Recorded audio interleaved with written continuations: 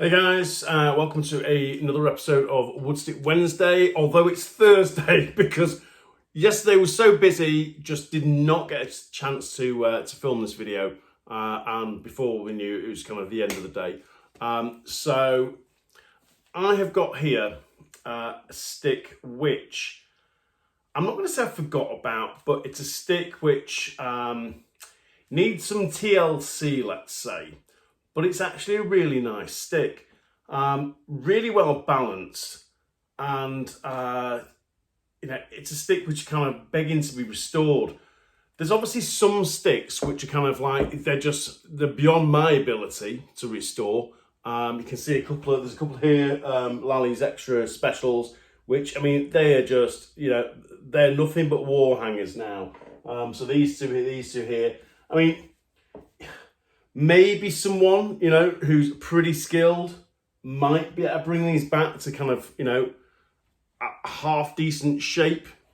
But, asking to restore them fully, I think it's just too much, and I think there's some which, you just leave them as they is. They're, good examples of, sticks of their time, and they're really old, so some sticks you just can't expect them to be in great condition. This, on first appearance, is not in great condition, but the frame is excellent, very, very well balanced, and as I said, I think it's just screaming to be restored. There's some damage on the gut, so I've never kind of made my own gut before. I'm not going to try and use actual gut because I wouldn't know where on earth to source it here in the UK, and I just feel like it might be kind of quite difficult to try and import actual guts from Canada or from the US. So I'm going to have a go at doing the kind of string gut and then coat it, harden it up a little bit and give that a go. But this stick really is begging to be kind of like, used, although we can't use wooden sticks in games here in the UK, but it's begging for someone just to, get it back out there and just, enjoy being used again and throwing and catching a ball. And I think that's what I intend to do with this stick. Now, the pockets have to come out, obviously. The gut shooter, I don't think I'm going to be able to save that because typically, and it is, typically the gut shooter is actually part of the gut sidewall. So we're going to address that. What is this stick? I wasn't too sure, okay? So it's got a couple of interesting stamps on the inside of it. And I had to ask Curtis Davis yesterday for his opinion of it. And I'm going to show you the stamps first. So they're pretty faint, but you should be able to see them. So you can see in here, just move that. It says Pro Special. But here, it's very faint, but it is there. It says Pro Special. And again, up there under that kind of dirty area, that kind of big smudge, again, it says Pro Special. Now, I've only seen kind of 3 stamps, identical stamps, 1, 2, 3, on one model of stick before, which was the Martin Special. Now, part of me wants to kind of like believe, it might be, a stick that Herb Martin made and, stamped Pro Special. Now, I don't think that's the case. I think this is a slightly later stick. I asked Curtis his opinion, and he thinks this might be an early Benedict stick. So, I mean, that is a possibility. Now, he couldn't say for certain, but that's his belief. And kind of interested to know if there's anybody else here that kind of watches these Woodstick Wednesday groups, because some people have tuned out by now. They're like, oh my God, not another wooden stick. But those of you who are into the wooden sticks, asking your help here, because I want to see if anybody else has got an opinion on this. So that kind of Pro Special kind of 1, 2, 3 stamp that you see on the inside, is that an early Benedict? It's certainly a nice stick, and there's a couple of Benedict box sticks I've got, which, they are incredibly nice sticks, really well balanced, really well made. This is a well-balanced stick. Pretty well carved, and I'd just like to know, who has made this stick. Was it a Benedict stick? Not too sure. But I'm going to restore the stick. I'm going to show you something real quick. So there's obviously going to be like this is the before video, there'll be an after video. But I'm going to show you something which I've been doing on a couple of sticks that I've restored recently, and it's a perfect opportunity to show you guys. So, yeah, you could use sandpaper and just use a real fine sandpaper just to, to clean it up a little bit, get some of the surface dirt off. What I've been using, okay, there are some that I've used sandpaper on to clean up a bit. Some I don't restore at all. It's just nice to have the patina on. This one's got an awful lot of tape residue on it. And the bad thing about this little tape residue is when there's been a lot of tape, it's not the residue, but when there's been lots of tape, that if I do clean this stick up, there's an area which is kind of like sun bleached, if that makes sense. And you just, you won't be able to kind of, to clean that up. But I'm just going to show you what I'm using to clean some of these sticks. And it's steel wool or wire wool. So I'm just going to give you a little example of how well this works. Okay, so let's take a bit here where there's all this sort of tape residue. Okay, and we're just going to give it a good sound. I'm going to turn it around to face me in a minute, just make it a little bit easier. But there we go. Now what I've found with this steel wool is that you actually get a really, really nice finish. And if you follow us on Instagram, you'll know that where our shop is located, we've got some fantastic, wooden floors, pitch pine floors, and during the various lockdowns, we saw it as an opportunity to kind of, renovate the store.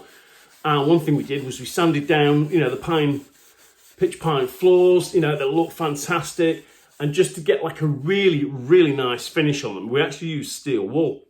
And we probably went overboard a little bit because it's not the sort of place we want to be walking around barefoot. But there's some balls which they just feel, really, really nice. And gave us a little kind of something to do during lockdown and a little focus, because obviously we were still trading, can't run an online business from home, so we were still trading during all the lockdowns. But just going to clean a little bit more of this up so you can get like a really good feel for how it comes out. Okay, so you see the difference between there was this area here is where I've just worked on. It also had this tape residue on, and it's going to be really hard for you to see on the video, but that area there is now as smooth as a baby's bottom. It really is. So, might be worth giving it a go. If you're trying to restore a stick, you want to get like a really, really nice finish on it. And in fact, this is something I was chatting to Curtis about very recently, about the finish of a stick.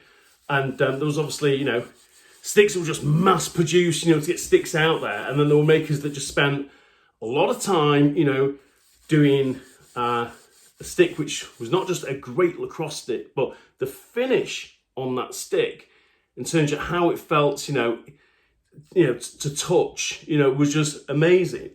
And, I'd like to think that there are a couple of sticks we've restored that, they have that kind of look and feel that, someone's really cared for it and, brought, certainly these ones, bringing them back to life.